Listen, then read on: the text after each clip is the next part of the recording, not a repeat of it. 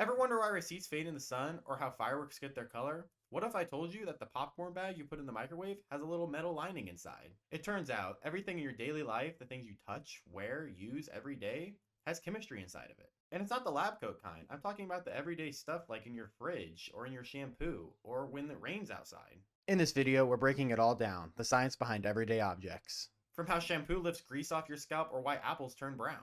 Each one is surprisingly real and important, and by the end of this video, you'll never look at these objects the same again.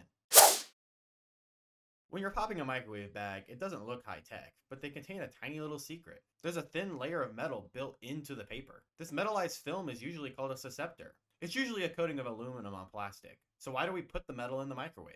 The susceptor's job is to pull energy from the microwave and heat it up. When you heat up popcorn, this film concentrates the heat onto the kernels. It kind of acts like a tiny frying pan inside the bag, allowing the oil to heat up the kernels and pop them. Without it, the bag might not pop the popcorn at all. The susceptor ensures that you get a full bag of popped popcorn instead of just the kernels sitting there. And surprisingly, it's designed to be safe.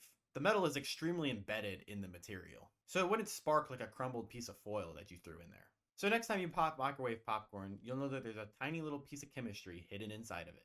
And make sure you listen to the this side up, and make sure that the metal lining is positioned correctly in the microwave.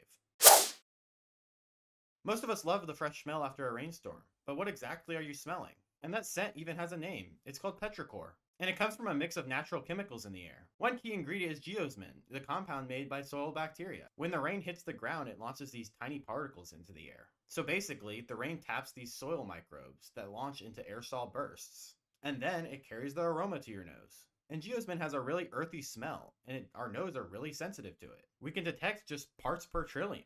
Plant oils also dry up on the ground after long dry spells. So when it rains, it causes the plant oils to fragment into compounds, joining the geosmin in the air. The result is a pleasant earthy odor waving through the air. The fact that we can smell it might be an evolutionary benefit. It might have helped early humans and animals find fresh water. And at the very least, knowing that plant molecules and bacteria gives us a very good smell gives us some appreciation for what it is.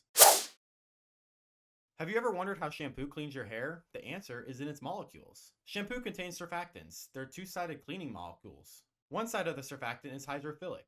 That basically means that they love water. And the other end is lipophilic, and that basically means that they love oil. Your hair gets coated with natural oils, styling residue, and dust, which water alone can't wash off since oil and water don't mix. So when you lather up with shampoo, the surfactant molecules spread out into the water and surround the oily dirt in your hair.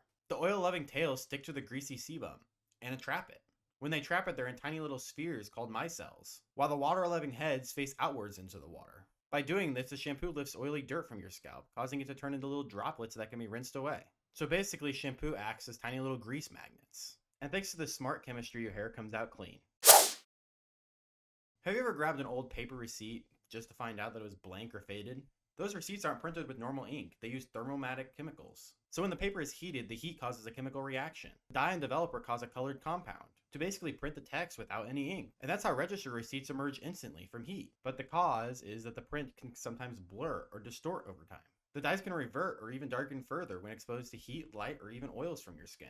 And that's why some receipts can come out completely black if they're overheated. Now think of those novelty color changing mugs. They use a similar idea of thermochromatic ink. The mug is coated with a special paint containing leuco-dye molecules that change the structure with temperature. At room temperature, the mug might be colored, but at heat, like coffee or tea, the mug might change color. This thermomatic trick isn't limited to mugs and receipts. It's used in mood rings and a bunch of other things. It's a fun reminder that temperature can break chemical colors in our everyday items. Fireworks get their brilliant colors from metal salts and elements. For example, sodium yields yellow, barium gives green, strontium creates red, copper creates blue. Each exploding firework is basically a chemistry experiment in midair. When the firework bursts, the metal atoms are heated at high temperatures, and their electrons get excited to higher energy levels. When the electrons relax back down, they release light visible as colors. And then each element glows with its signature hue. So next year's 4th of July, you'll know how fireworks work. So the next time you pop a bag of popcorn or catch a smell of rain, just know that that's real chemistry happening right in front of you. And there's plenty more where that came from. Thanks for watching.